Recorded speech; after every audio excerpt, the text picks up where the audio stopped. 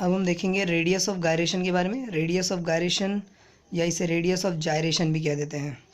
तो radius of gyration के बारे में जानने के लिए सबसे पहले हमें सेंटर ऑफ मास के बारे में जानना होगा। किसी बॉडी का, इस तरह से कोई फिजिकल बॉडी है, इस फिजिकल बॉडी का सेंटर ऑफ मास एक ऐसा पॉइंट होता है।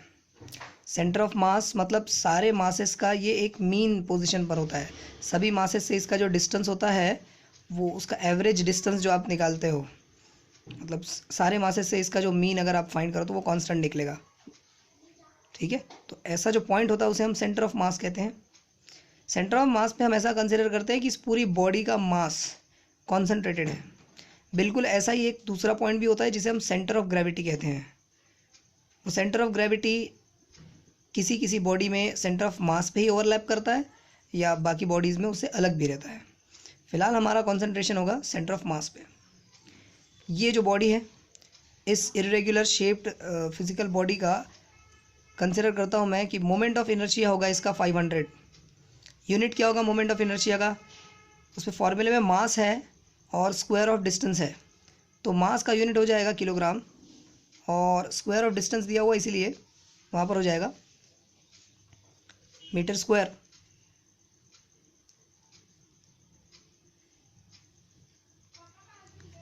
तो कंसिडर करता हूँ मैं कि इस बॉडी का मोमेंट ऑफ इनर्शिया हो गया केजी मीटर स्क्वायर।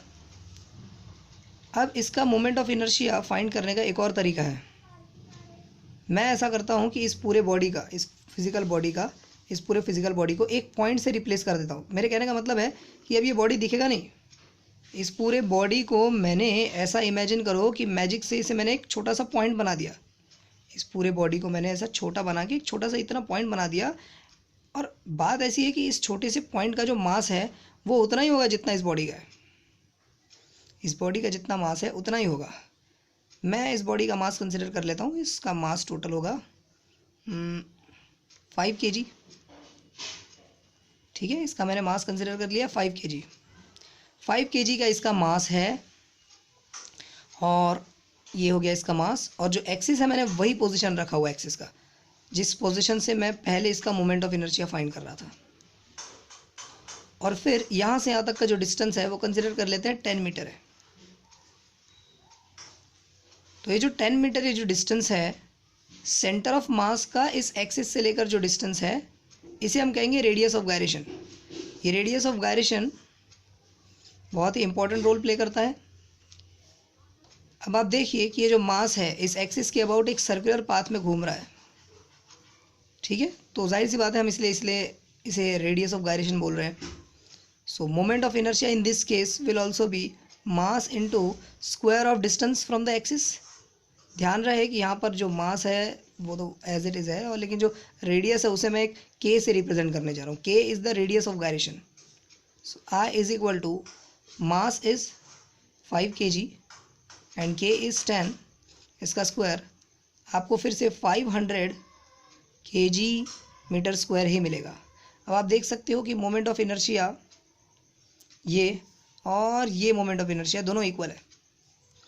इसका मतलब ये हुआ कि रेडियस ऑफ गायरेशन का यूज़ करके आप मोमेंट ऑफ इनर्शिया फाइंड कर सकते हो विदाउट कंसिडरिंग द बॉडी। आप इस बॉडी को बिना कंसिडर किए उसके सेंटर ऑफ मास से आपने जो एक्सिस पकड़ा है उस एक्सिस से वहाँ तक का मोमेंट ऑफ इनर्शिया क्या होगा आप ये पता कर सकते हो। रेडियस ऑफ गायरेशन इसलिए एक बहुत ही इम्पोर्टेंट टर्म है मोमेंट ऑफ इनर्शिया फाइंड करने के लिए। किसी भी बॉडी का मोमेंट ऑफ इनर्शिया अगर आपको फाइंड करना हो तो आप उसके पूरे मास को सेंटर ऑफ मास से रिप्लेस कर दो और फिर जिस एक्सिस से आप चाहते हो उस एक्सिस से उसका मोमेंट ऑफ इनर्शिया फाइंड कर लो।